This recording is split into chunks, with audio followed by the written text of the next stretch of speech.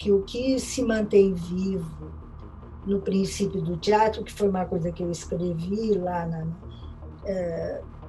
não é o representado, mas a existência, a constituição física e sensorial da representação. Então, para mim, uma cena de amor para Francis Bacon revela as presenças mais sutis dos corpos de vocês, erotizados e atormentados dos atores. Revela um repúdio doloroso a um sistema de impossibilidades, um repúdio dos personagens, na ficção e naquilo que acontece através de vocês, atores. Né? Uma recusa profunda e visceral ao que está aí. Há um clima de repetição e paranoia.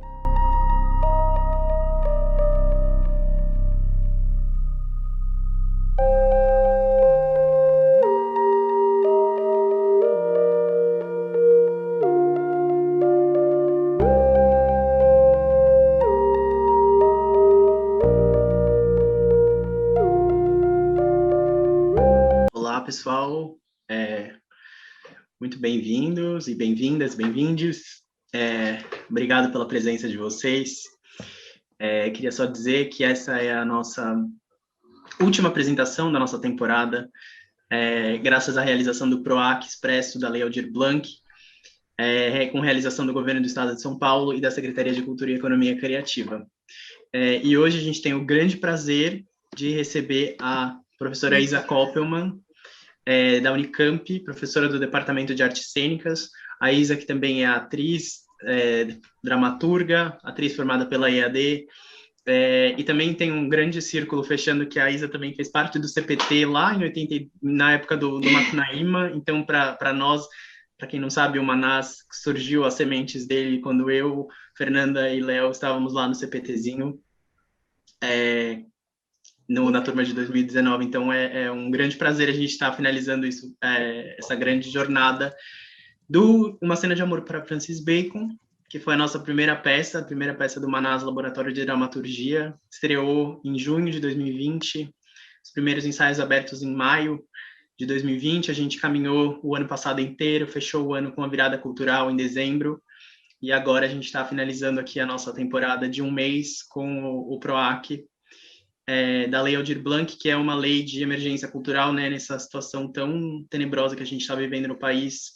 É importante lembrar como essa lei foi importante para os artistas do Brasil inteiro, e lembrar, né, que a gente não esquece da situação muito complicada que a gente está vivendo no país. Mas, de toda forma, a gente agradece pela presença de vocês, e agora vamos começar com a Isa aqui, assim que ela começar o vídeo. Acho que eu já liberei.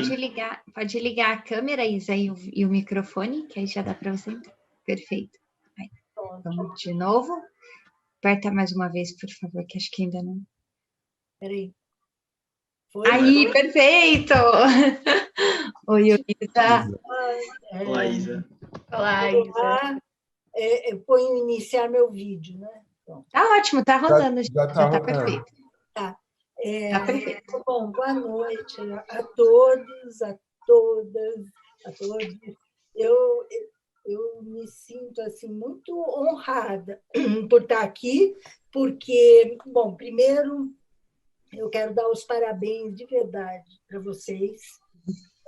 Eu cheguei a assistir acho que umas 4 apresentações dessa peça, porque eu vi a leitura, acho que foi no final de dezembro, não foi? A leitura que vocês fizeram, e depois eu vi essas 3 apresentações que já estavam mais trabalhadas, onde vocês recortaram um pouco o texto, até bastante, né? Em função dessa linguagem. E quero dizer que, assim, tá muito bonito o trabalho, muito minucioso, muito bem produzido, belo, sabe? Um recorte pertinente, bonito. Enfim, eu vou falar o nome de cada um de vocês, porque eu fiquei muito feliz inclusive, estar aqui com vocês, Dante, Fernanda, autora e atriz, Luísa Valho, Leonardo e Pedro Ribeiro. Olha, muito bonito o trabalho, muito lindo mesmo, né? Parabéns. Bom, hoje é um dia anterior ao Dia Internacional da Mulher, né? E justamente vocês escolheram uma abordagem, né, sobre teatro e feminismo para essa peça. Eu acho que a dramaturgia ela tem uma força muito grande, mas eu estou considerando agora a dramaturgia, a força muito grande na escrita dela, né? Mas agora eu estou considerando a dramaturgia como esse conjunto de elementos que eu estou vendo e que assisti em cena, onde a imagem é importante, o enunciado é importante, a música, né? E a presença física de vocês. É interessante porque vocês estão quase que em primeiro plano, né? No máximo, a gente pode dizer que vocês estão em médio plano, enfim, mas o corpo, a pele se destacam.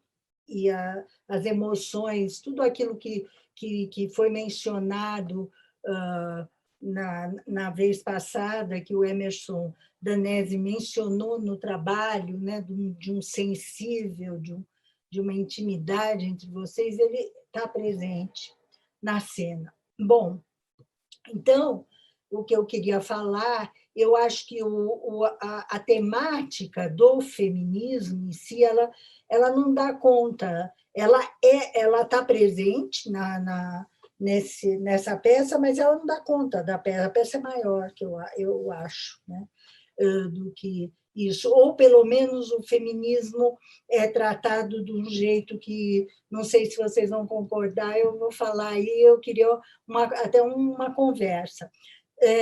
No cerne, né, dessa encenação e da dramaturgia de uma cena de amor para Francis Bacon, há um procedimento cunhado na década dos anos de 1960, nos Estados Unidos, que foi cunhado de Her Story, né? E que caracteriza uma prática teatral feminista. O termo foi criado pela escritora, poeta, teórica e uma feminista muito importante, americana, daquela década de 60. Ela está atuante, hoje ela tem uns 80 anos, né? E o nome dela é Robin Morgan. O Her Story é um trocadilho em língua inglesa com a palavra de history. Morgan, então, propõe uma performance com o termo history, destacando o pronome masculino his dele e o substituindo pelo pronome her dela. A proposta é inscrever a história no âmbito da experiência das mulheres e, claro, numa perspectiva feminista. Morgan, ela estabelece uma ação discursiva para chamar nossa atenção sobre como a historiografia não é neutra e nem é universal. E nessa ideia de Her Story, há uma ideia de autonarrativa, que não tem a ver com bionarrativa, tá, gente? E, inclusive, a ideia de que... Peraí, deixa eu arrumar aqui a minha noção.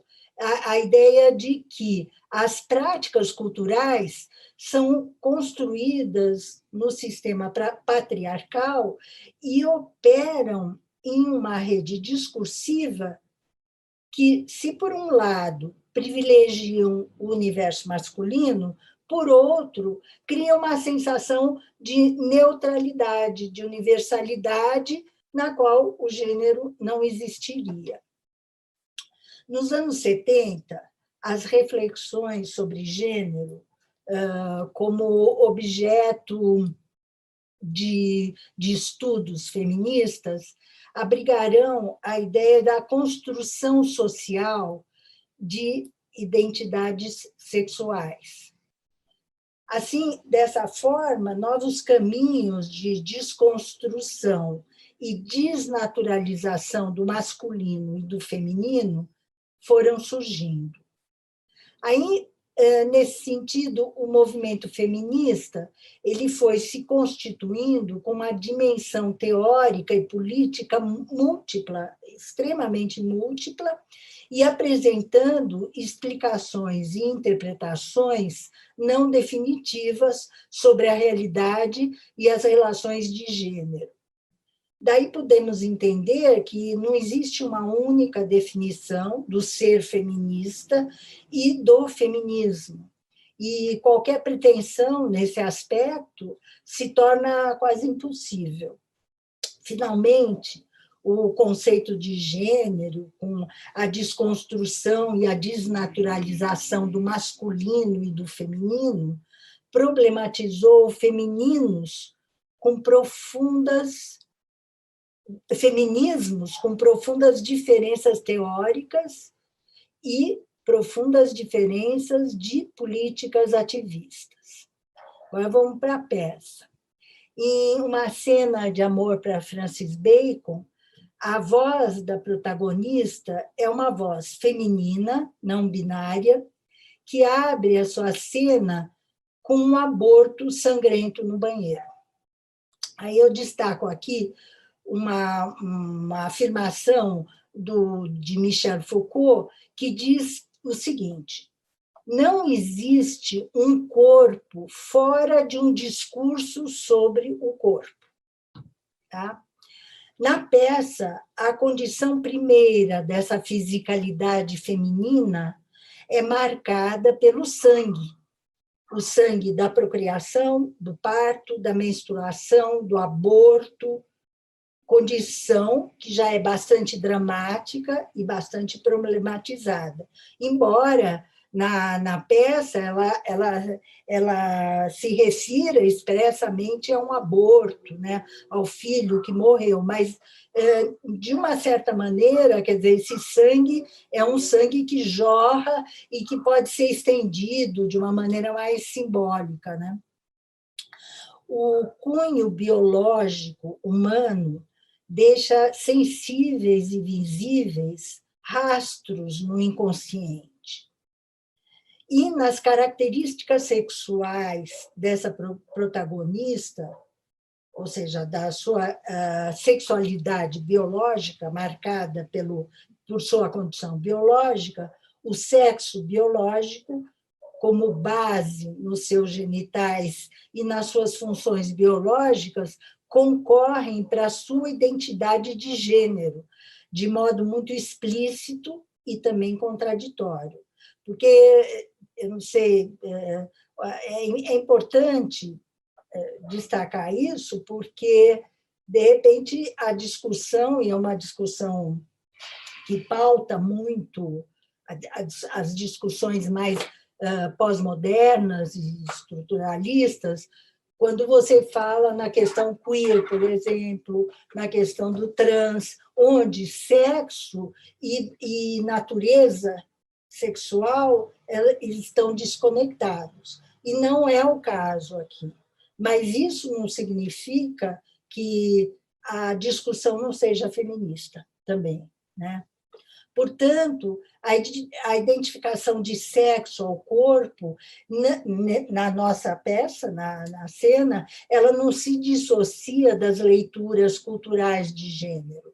Nessa peça, a identidade de gênero é uma questão de autopercepção, é uma autopercepção que sofre a regulação das normas comportamentais. Ao mesmo tempo, por sofrer essa regulação, ela é problematizada na peça, né? Pelas normas comportamentais e burocráticas do trabalho e por fatores sociais externos, inclusive, principalmente, não sei se esse seria um fator, não sei como defini-los, mas principalmente pelos fatores afetivos que são muito ambíguos na peça. Na peça, elementos afetivos são extremamente ambíguos. Eles ficam num limite, assim. Eu gostaria de ouvir de vocês, assim, como é que vocês encaram isso. Eu já vou terminar, minha fala é curtinha.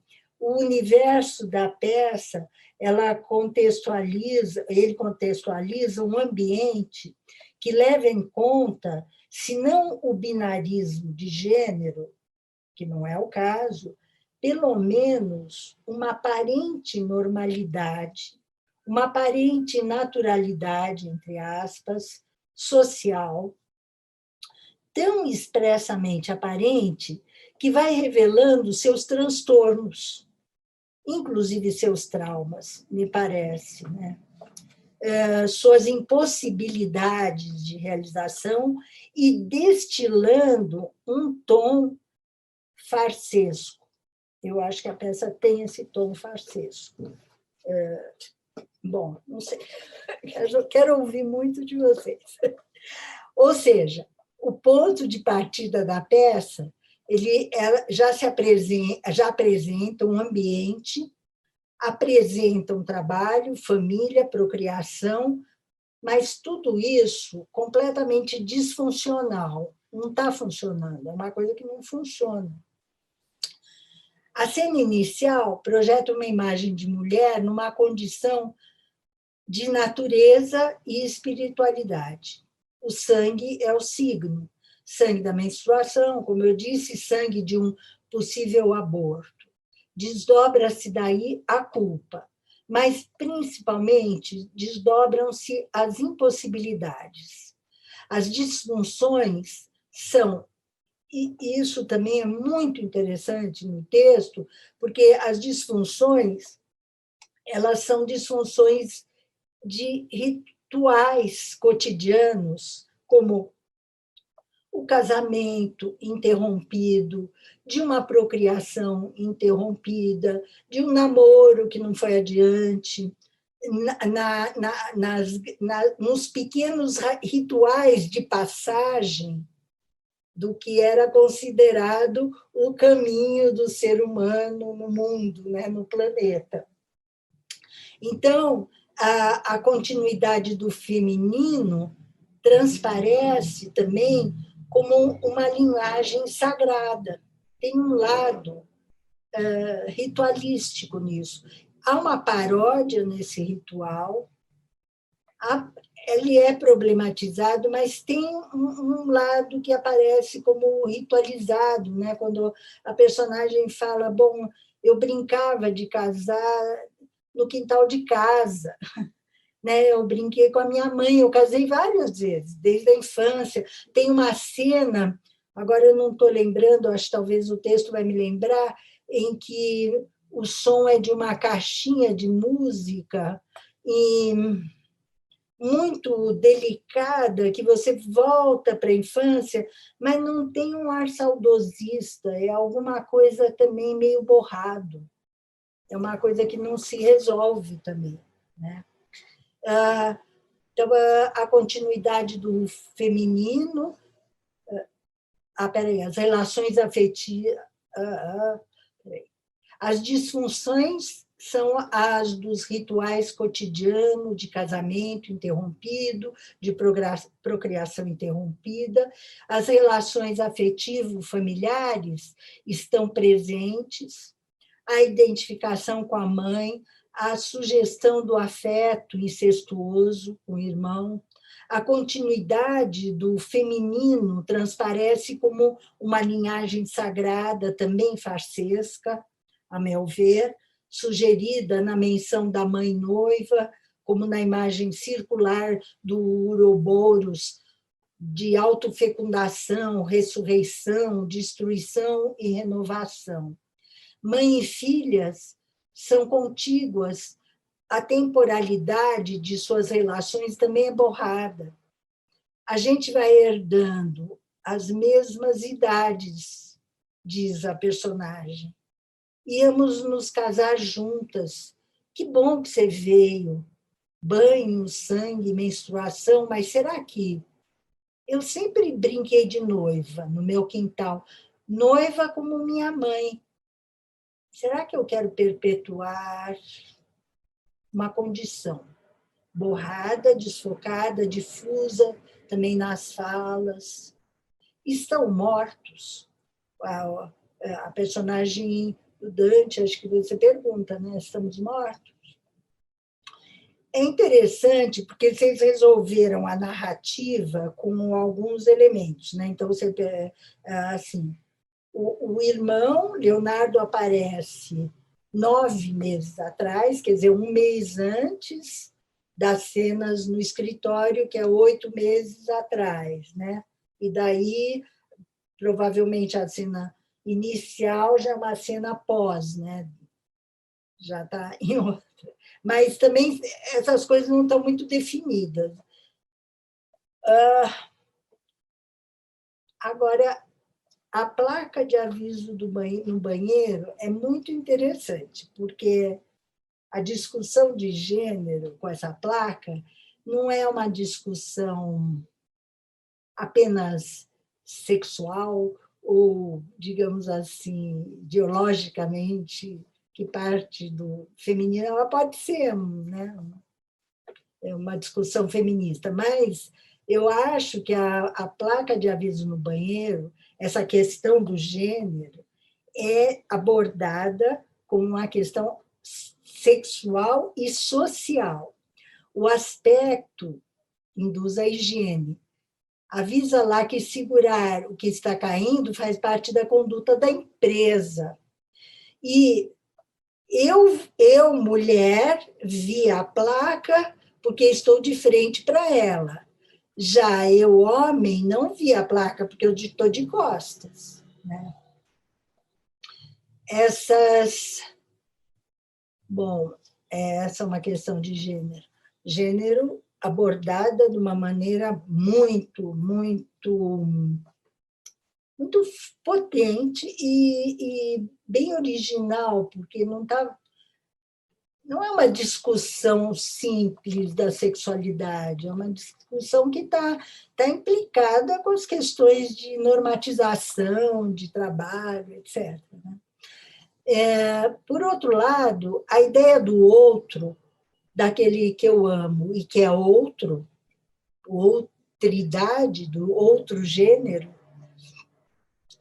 é também uma ideia social e também biológica, demarcada nas placas, afixadas nas portas internas dos banheiros. O vaso é o contato de todos com o esgoto, antítese dos ambientes saudáveis, socialmente. Ele usa o banheiro de costas, eu já falei isso. Nunca o casal chega a se formar. Não há um casal, nunca. Né? Então, é interessante. Você tem 2 gêneros, eles não são complementares, nem eles não estão em antítese, né? Eles estão uma outra coisa. As relações dele trafega por outras coisas. Que mais? Ao mesmo tempo, as cenas mais fortes, emocionais, digamos assim, afetivas, para mim, são as cenas que Leonardo ia a 1, a 2. Luiz é 1, Fernanda é a 2, né? Eles estão presentes. É muito forte, é muito intimista, é muito...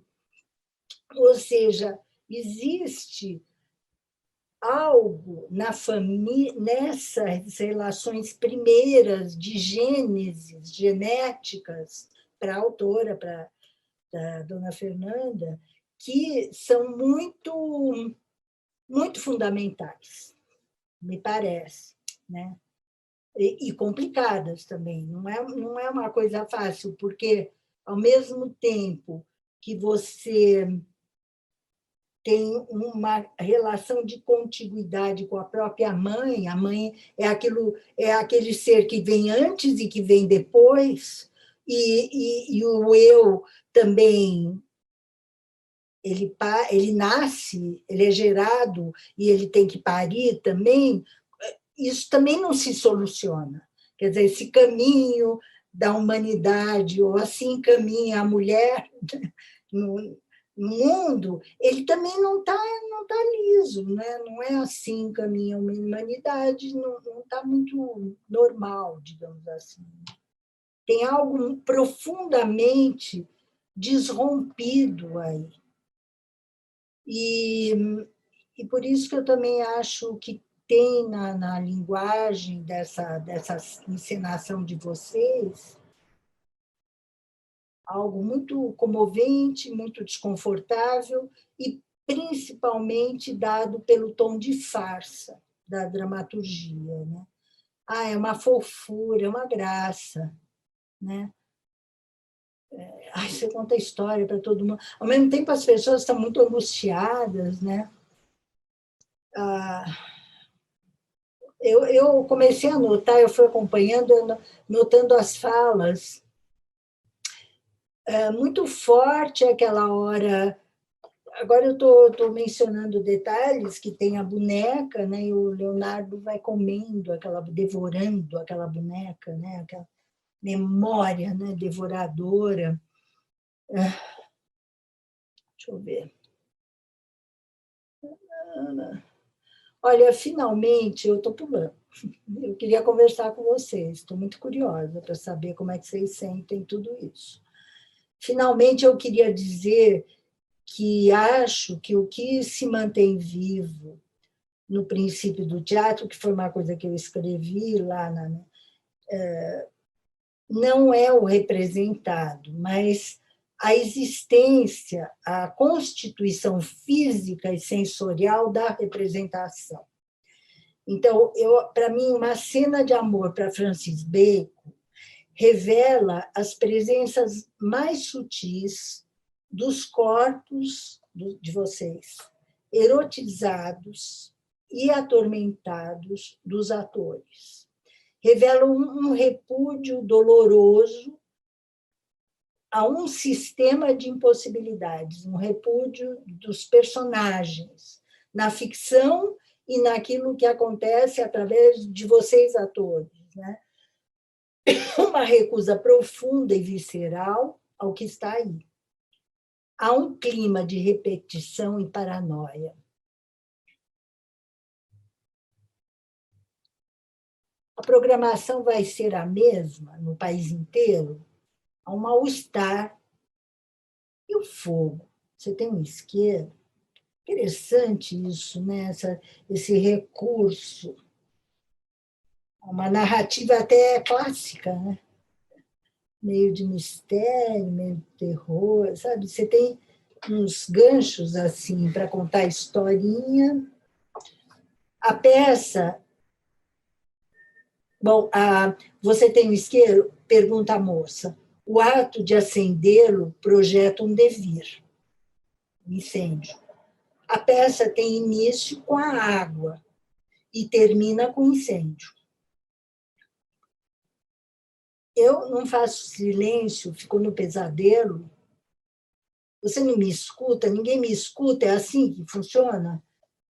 A pintura da personagem é lavrada a fogo. Entre os significados de fogo, eu menciono o de veículo, de mensageiro entre o mundo dos vivos e o mundo dos mortos, e o seu simbolismo sexual ligado à primeira técnica de obtenção do fogo, porque o fogo, primeiramente, ele foi obtido por fricção, como resultado de uma união sexual. Acabou-se o cara doce, quer dizer, da minha parte. Então, eu agradeço, eu realmente agradeço muito por essa oportunidade, mas eu gostaria de abrir essa conversa, eu queria que vocês, sei, aquilo que vocês discordam, que vocês concordam. como é que é para vocês, porque eu vi, assim, principalmente, gente, acho que o diretor estava presente na semana passada, eu vi a gravação, né? Estava, assim, absolutamente perfeita a apresentação. Mas eu gostei também hoje. Agora, de qualquer maneira, eu acho que o tom dessa peça, o momento que vocês estão apresentando, a dramaturgia, a perspectiva, ela tem a ver com tudo, ela se relaciona com o momento que a gente vive e que é muito importante estar fazendo isso. Já não vou falar mais da resiliência, isso é verdade, mas é importante estar fazendo. É importante, mesmo que sejam poucas pessoas ouvindo, mas também para a gente mesmo, para quem faz, para quem fala. Uma maneira de estar vivo. Tem razão. Tem uma coisa, Isa, na hora que você estava falando que o casal ele nunca chega a se formar e que não tem uma relação de gêneros complementares e nem opostas, que são apenas existentes ali, e do corpo estar sempre erotizado e sempre impotente, infértil, sabe? Que isso dá uma infértil no sentido de que não vira alguma coisa além, né? Nesse sentido, deles ficarem patinando, né? Arrastando sempre uma tentativa de carregar uma herança histórica ou simbólica dos corpos deles, que ela é totalmente frustrada, né? Que é como se ela já não conseguisse mais, nenhum dos dois consegue, né? Então tem uma pressão simbólica, às vezes, né, de que a personagem ela se sente tentando carregar uma coisa que não cabe, sabe? Que ali ela já se perdeu muito, né? E tem uma relação comercial ali que entra, né? Do trabalho, de uma outra rotina, né? Como se a gente estivesse tentando arrastar um simbolismo que foi naufragando, né? No meio da mudança do mundo, né? E mantendo as mesmas expectativas, com o mundo tendo mudado tanto, isso é viável? Isso só vira o quê? Carregar uma âncora, né? De culpa mesmo, né? E essa opressiva. Agora, eu acho que o final do incêndio eu gosto. Porque eu não vejo.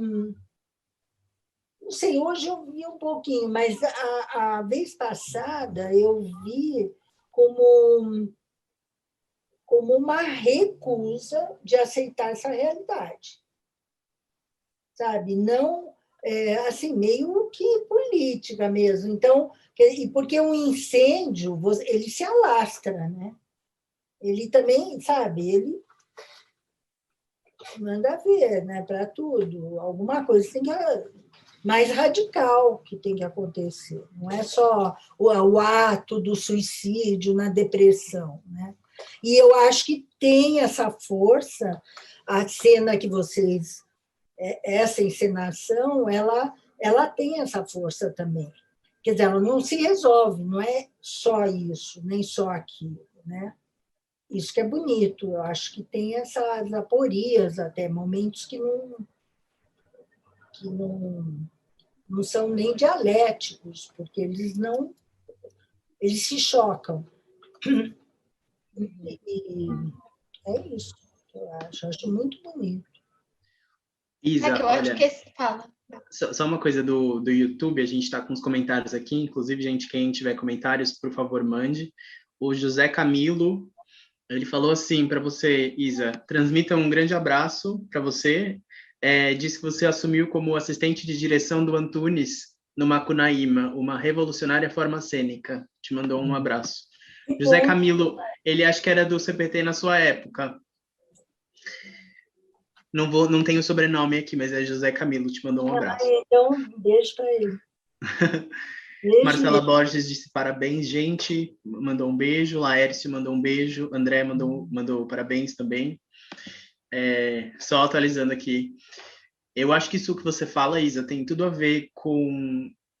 Isso foi uma mudança dessa nossa temporada, que é a transmissão através do YouTube. Porque dentro do Zoom, eu acho que é uma perspectiva totalmente diferente. Perspectiva enquanto a montagem mesmo, né? Do que a gente concebe como encenação. Porque aí no YouTube, a gente consegue guiar mais o espectador.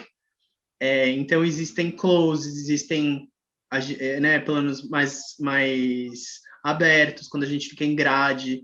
Existe essa escolha, que eu acho que dentro do Zoom, ela acaba ficando fixa na gradinha, né, que a gente vê agora na visão em galeria.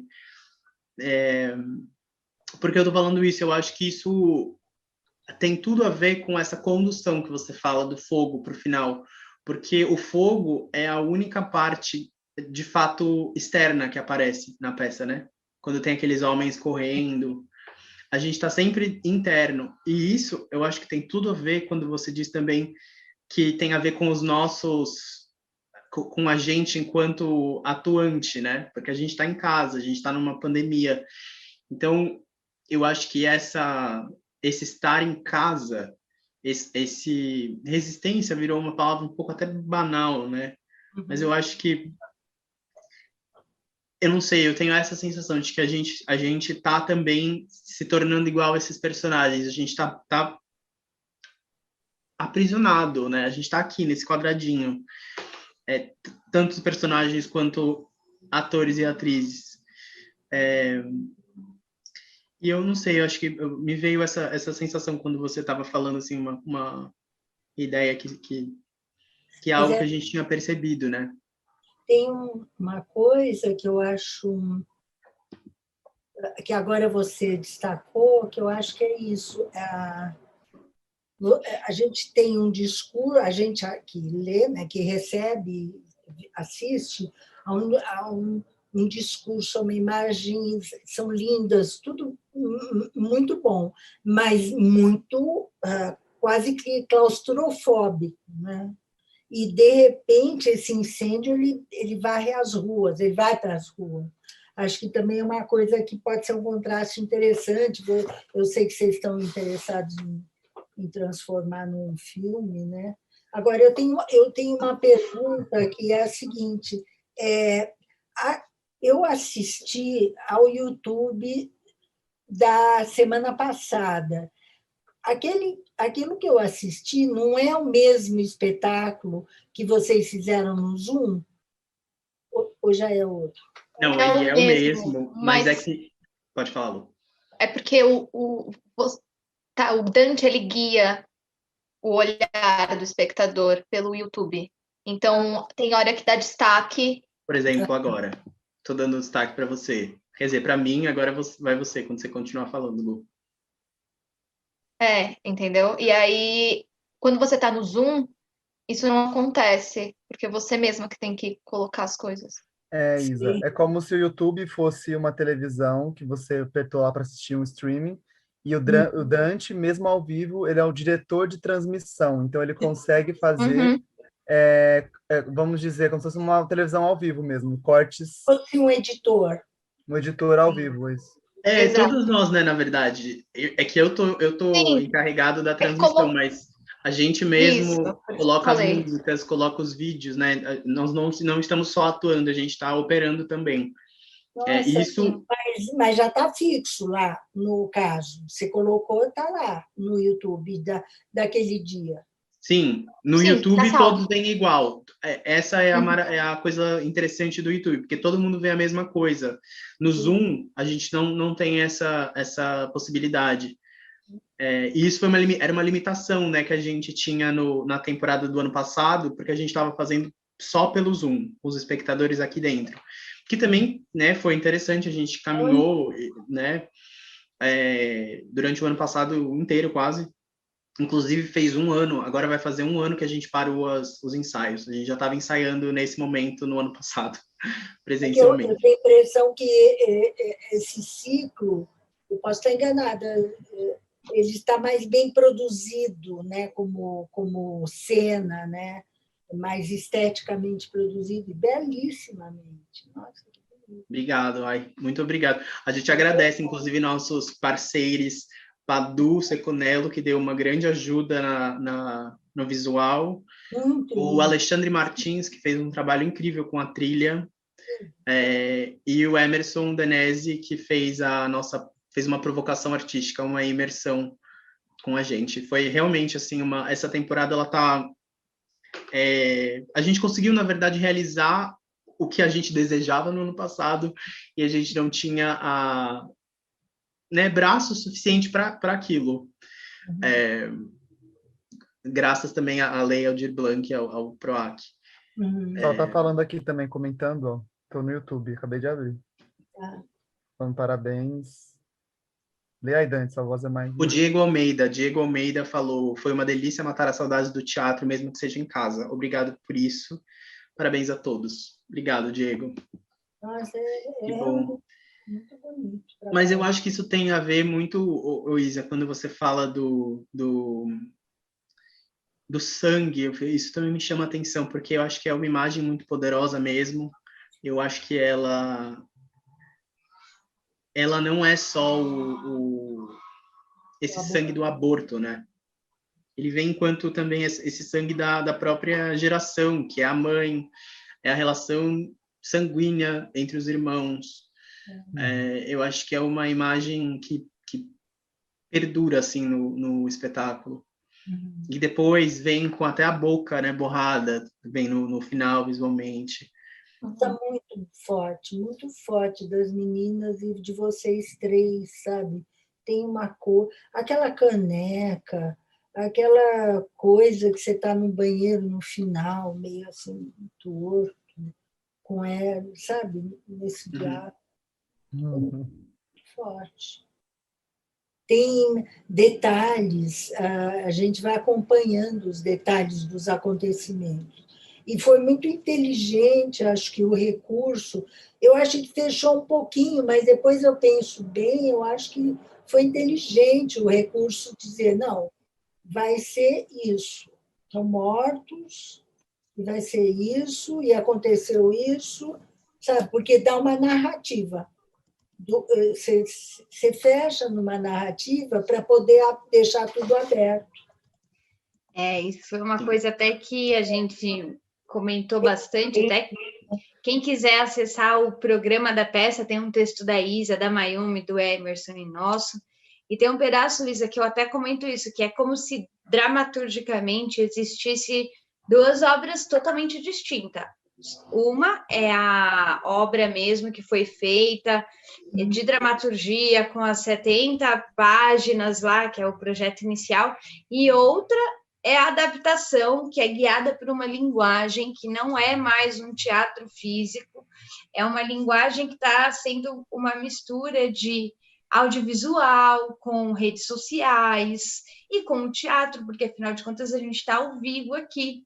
Né? Esse recorte da gente estar falando sozinho para uma câmera e, ao mesmo tempo, estar contracenando com uma pessoa que está a quilômetros de distância da gente, é a projeção da nossa própria imagem dentro de uma rede social, só que, nesse caso aqui, é uma personagem, né, que está interagindo com o outro. Então, as mudanças da narrativa se deram majoritariamente pela plataforma que a gente estava, que é esse monte de caixinhas agora, e como é que a gente refaz um diálogo, né? Então, foi feita uma adaptação que exigiu que a gente fizesse mesmo algumas escolhas assim, um tanto quanto mais literais e até agressivas, porque o que a peça original deixa de ambiguidade, aqui não permite, porque a ambiguidade aqui faz com que a gente perca força às vezes, sabe? Então a gente teve que falar, morreu, abortou tal hora, sabe? Volta aí no tempo, organiza essa galera, porque senão ficava muito... O diálogo é muito... Tem muitas camadas, né? Tem muitas superposições. Então, a narrativa de antes, 8 meses antes, aconteceu isso, e vai para o final, ela te dá parâmetros para quem está assistindo. E aí tranquiliza, porque daí a gente vai e começa, querer entender, né, esse, digamos... Exato. Eu acho que isso é uma grande... eu acho que isso é uma grande questão também que a gente percebe, porque a dramaturgia, enquanto texto, ela é difusa. Só que quando a gente está aqui na internet, já é difuso.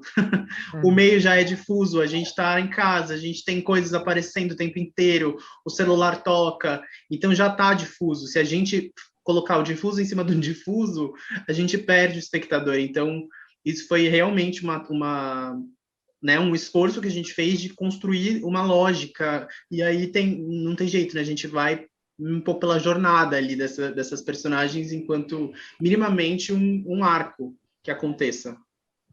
E foi interessante, eu ouvi o Vazanese, né? O Emerson. Quando ele estava falando da gênese, né? Que ele quis que vocês construíssem a gênese.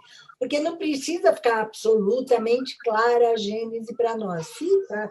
Fica, porque as falas presenciais, ela já, né? A gente já imagina o que é, né? Qual a história, que relação que tem, que momento. Quer dizer, cada um imagina uma coisa, mas tem, né? E o que eu ia dizer? Então, mas que para vocês também deu uma trajetória nesse arco de gênese, né, do personagem. É muito bonita aquelas coisas de café. Pedro está tomando um café. Luísa pega aquela caneca vermelha. É muito, muito, muito lindo, né? As movimentações aqui, Fernanda, Leonardo de cabeça para baixo. Leonardo avançando, né? Sabe? E você tortuoso, mas no real, assim, um solo mais firme. Foi assim que eu senti, né? Que eu recebi essas personagens, essas personas, seja o que for. Mas, e vocês estão muito fisicalizados, muito, muito sensuais.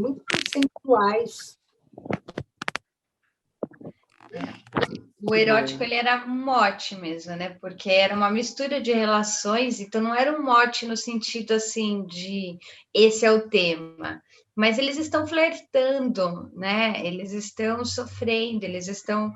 Teve uma hora em que eu falava assim, gente, isso é uma busca pelo amor? O que é isso, sabe? Que tipo de busca por amor e por afeto, né? Que eles estão passando nessa situação. Que gera o abusivo da coisa, né, gente? Eu acho que tem a ver com esse comportamento. Eu não entendi, Luísa, você falou da coisa, o que você falou antes da coisa? Eu falei que a Fê estava falando tem muito a ver com o abusivo da coisa também. Dessa busca incessante por esse amor que não se sustenta, por essa carência. Não, mas a relação amorosa é impossível, eu acho que é impossível separar. Tem um limite, evidentemente, que tem a questão do abuso, sem dúvida. Não é assim também, né? Não é tão... Mas, ao mesmo tempo, tem uma violência inerente nessa história, né? Não essa só da peça. Eu acho que as relações amorosas, né? Isso, bom, a gente não pode nem se mirar no bacon, porque aquilo lá é uma... Mas aí ele já era outra coisa, porque ele praticava, né, o masoquismo, ele gostava de amantes sádicos, enfim. Mas é outra coisa, no caso, inclusive, toda uma prática sexual, sadomaso, tal. Mas eu acho que o abusivo, nesse caso aí da neurose e tal, realmente tem as relações abusivas, tóxicas, são mesmo, mas Mas tem um momento que não dá para ser tão politicamente correto, me parece. Eu acho que o politicamente correto ele tem que estar na pauta, a gente tem que lutar por ele o tempo todo. E as mulheres são as grandes vítimas, todos os tipos de mulheres, principalmente as mulheres pobres, as mulheres com os filhos, as violências domésticas, tudo isso é, sem dúvida, né? Tem que botar a boca no trombone, tem que sair para a polícia, fazer tudo. Mas essas relações mais subjetivas, assim, pelo menos as da peça, no nível que aparece na peça, eu acho que elas estão muito imbricadas, porque não só aparece, para mim, o que me tocou não foi propriamente a relação amorosa da culpa, mas foi dos afetos mesmo, familiares, sabe? E do trabalho, e da tentativa de atingir, de querer alcançar o outro, o namorado, os Luizes, ou o A2, o B2, sabe?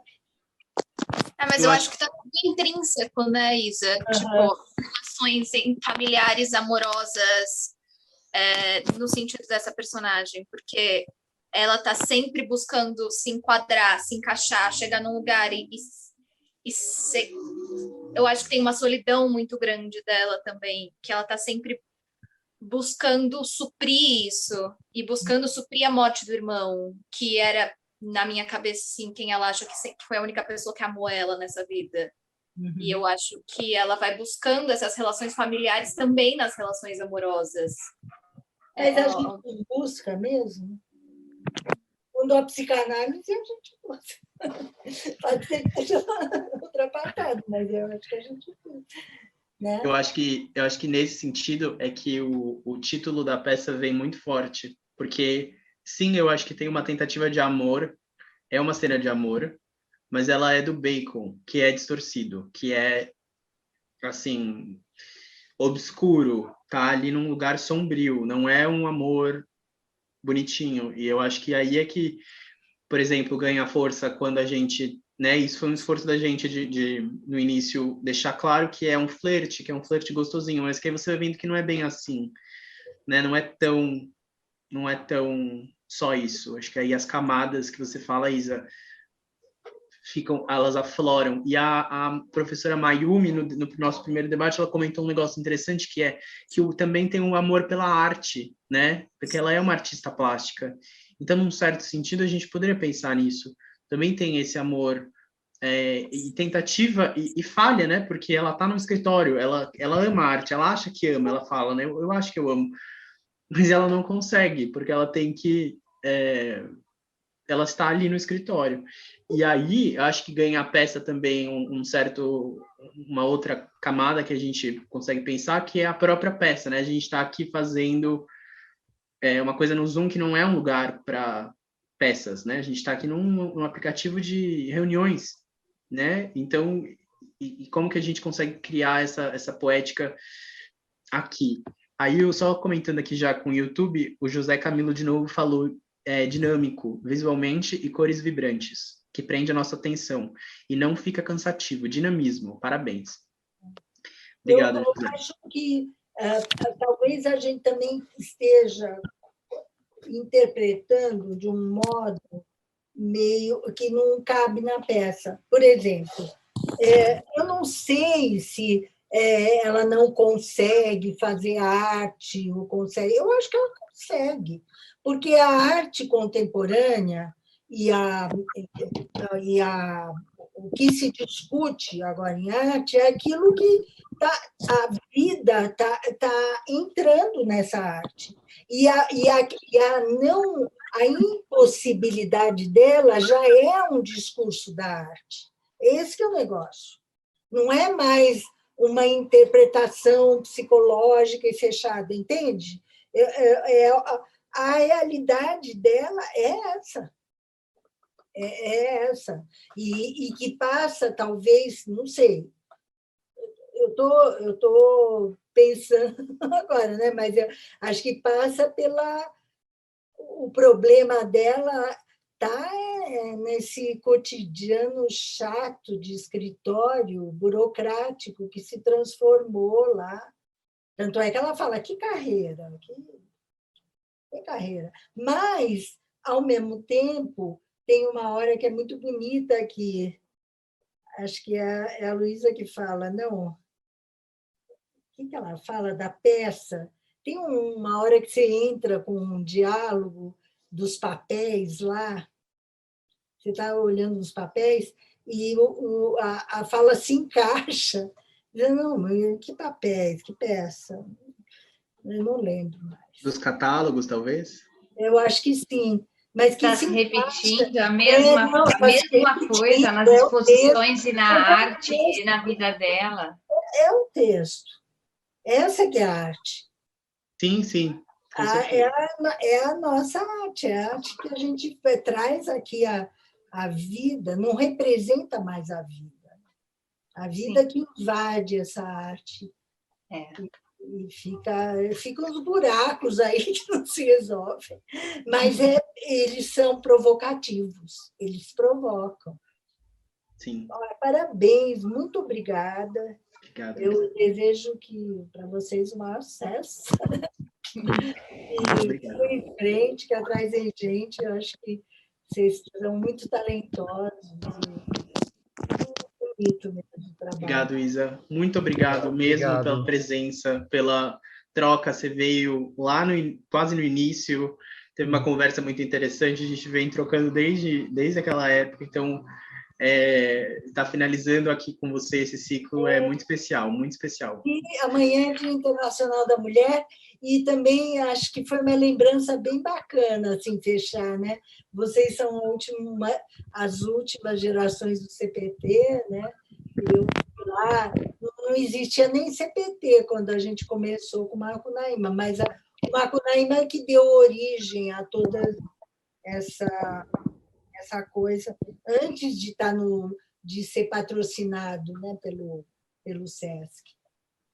Na realidade, foi patrocinado, como para vocês está acontecendo agora, pelo governo do Estado, só que naquela época tinha umas secretarias mais decentes, apesar da gente ter vivido na ditadura, as secretarias de cultura eram de gente muito bacana, muito interessante, comprometida mesmo, né? Com teatro, com cinema, enfim. E aí a gente ficou lá no Teatro São Pedro trabalhando. E estava meio caidaço, assim, né? Então a gente ficou no Teatro São Pedro para ficamos lá 8 meses, trabalhando, aí fez aquele sucesso e tal, eu saí logo, acho que nos primeiros 3 meses, mas foi aí que, com o sucesso, o SESC encampou esse projeto que foi nascendo dentro do SESC, né? O CPT, que deu condições para isso, porque, na realidade, toda a questão se resume a isso, né? A ter condições para desenvolver o negócio. E agora a gente está chegando nessa fase. Essa fase. Ai, é difícil, né, gente? Mas seguimos aqui, né? Seguimos. É o saco das burocracias, né? Escalar, repetindo a mesma coisa.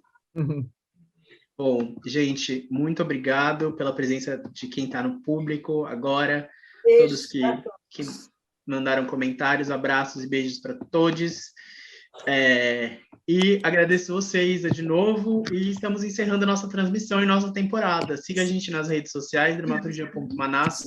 E uma coisa especial, esse vídeo aqui, a gente vai deixar ele um tempo a mais, para quem talvez tenha perdido a peça, consegue reassistir a transmissão e o debate. Então, fiquem aí com espalhem essa novidade. Teve alguém que falou antes que queria falar para os amigos, não sei se a pessoa ainda está aqui, mas fale, a gente vai anunciar isso que ainda vai estar disponível. Então, gente, Obrigado a todos. Muito obrigada, Isa, por tudo, pela parceria. Muito obrigada. Ficamos por aqui, gente. Tchau, tchau. Tchau, gente.